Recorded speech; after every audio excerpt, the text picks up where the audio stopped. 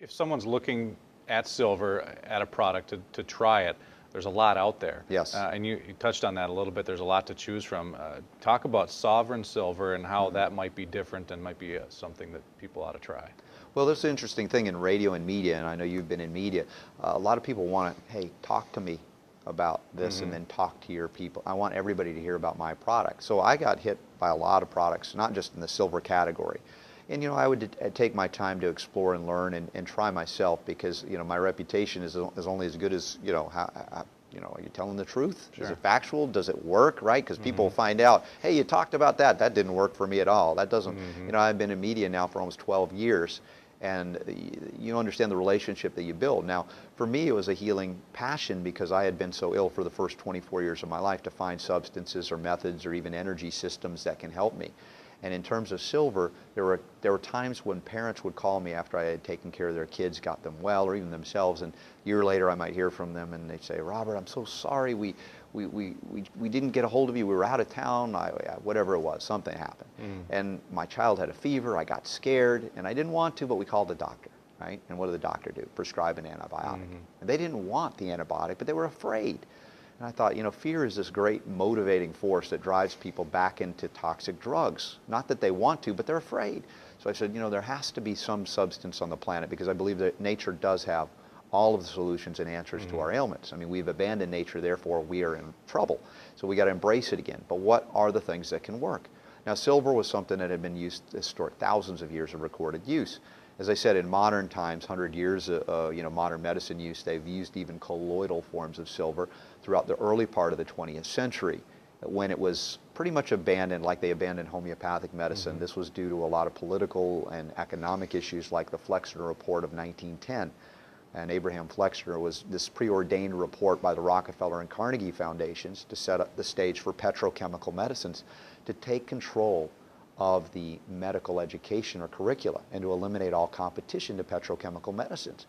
And so at a certain point, these sulfa drugs, the antibiotics came about and they thought, wow, we've cured everything. Now we've eradicated disease. We can abandon homeopathy, eclectic herbal medicine. We can abandon silver and all of these things. Now, this was not a good move, but at the time it looked very promising because it was so powerful, these drugs.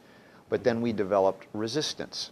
You know, antibiotic-resistant microbes, whether they be methicillin staphylococcus, you know, resistant Staphylococcus aureus, MRSA, MRSA, or whether it be vancomycin-resistant strains or MDRs now, multi-drug-resistant strains of bacteria.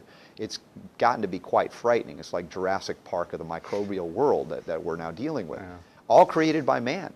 And so it'd be one thing if they were relegated to the occasional extreme need use, but now they become dispensed like candy, not only to humans, but animals. I think the majority of antibiotics are used in growing animals in an agricultural, artificial way.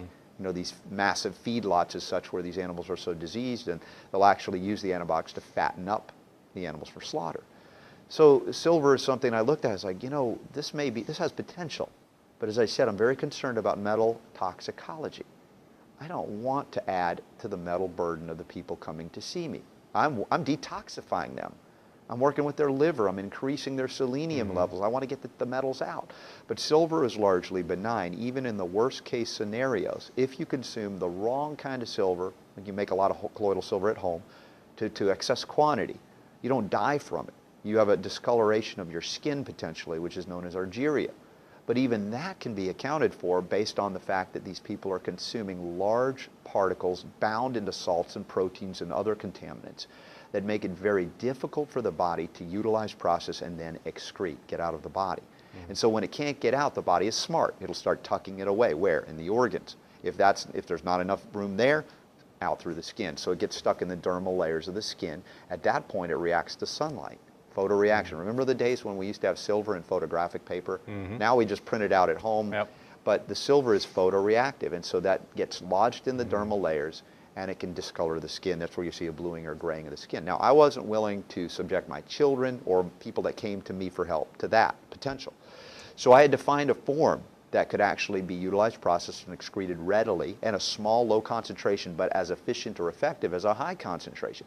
That's where the silver hydrosol came to be. That's where I met the family at Natural Immunogenics, the man, Stephen Quinto, who was a a brilliant man who thought very far outside of the box. He owned airlines and things before he got into manufacturing of silver, and he made a breakthrough. And he found a way to release only the active state of silver into this pure water at that level that allowed for a very low concentration, so you would never risk toxicity, and yet you would have the efficiency as if you were doing something at 500 parts per million or 1,000 parts per million, which the first dose would be over what's known as the EPA oral daily reference dose of this so-called safe level. So this was really critical, and I was like, wow, this is intriguing to me. And I went down and I worked, I had the great fortune of, being a scientific kind of egghead kid, right? So I got invited to be part of this magnet program, this science seminar. I got to travel to different places. I studied at the Hebrew University in Jerusalem. We did a lot of microbiology and things. I got to work on electron microscopy, where I went to school in this magnet program. Things that I thought, wow, this is like science fiction. I'll never get to use that again. Turns out I visited them. They actually had an electron microscope in-house.